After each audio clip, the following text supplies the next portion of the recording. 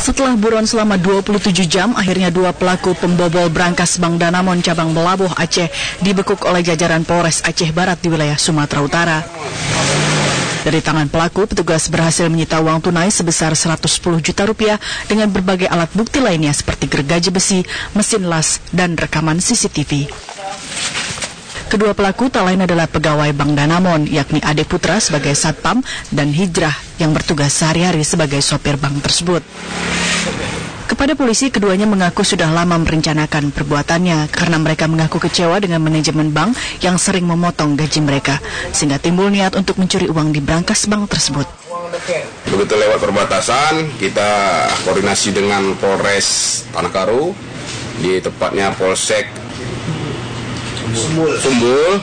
Di situ dipotong oleh petugas, langsung kita melakukan upaya hukum penangkapan. Hingga kini, polisi masih terus melakukan pengembangan tentang uang yang pelaku bawa karena diduga pelaku masih menyimpan uang tersebut di tempat lain. Dari Kabupaten Aceh Barat, Aceh, Haider Azhar, TV One mengabarkan.